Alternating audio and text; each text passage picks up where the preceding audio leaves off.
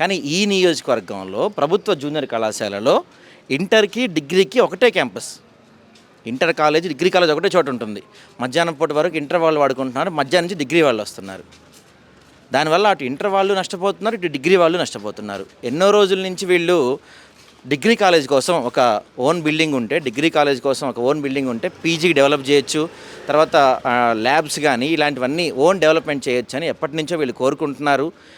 ఇదిగో అదిగో ఇవాళ రేపు అని ఒకటొకటి అడుగు ముందుకు పడుతుంది తప్పించి పెద్దగా అయితే ఎటువంటి మూమెంట్ అయితే కనపడుతుంది. ఇక్కడ చాలామంది అంటే ఇక్కడ డిగ్రీ కాలేజీల్లో ఇంటర్ కాలేజీలో దాదాపుగా నేను షాక్ అయిన నెంబర్ వినిన తర్వాత 800 నుంచి 1000 వరకు పిల్లలు ఉన్నారంట, ఇంటర్లో కావచ్చు డిగ్రీలో కావచ్చు. సో ఇంతమంది పిల్లలు, మెయిన్లీ డిగ్రీ కాలేజీ పిల్లలందరూ కూడా ఎక్కడెక్కడి నుంచో చాలా దూరం నుంచి వచ్చే పిల్లలు ఉన్నారు.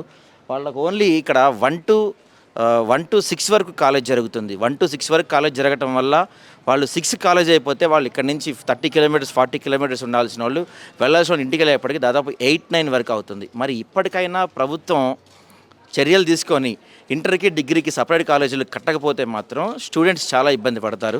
ఇప్పటికే మన ప్రభుత్వ కళాశాలలు ప్రభుత్వ కాలేజీలు ఎంతో కష్టాలు పడుతున్నారు. మరి ఈ ప్రభుత్వాలు పట్టించుకొని ముందుకెళ్ళకపోతే మాత్రం ఎంతోమంది విద్యార్థుల భవిష్యత్తు అంధకారంలో పడే అవకాశం ఉంటుంది. చూపిస్తారండి మీకు ఇంటర్ కాలేజ్ ఎలా ఉంటుందో, డిగ్రీ కాలేజ్ ఎలా ఉంటుందో మీకు చూపించే ప్రయత్నం చేస్తారండి నేను.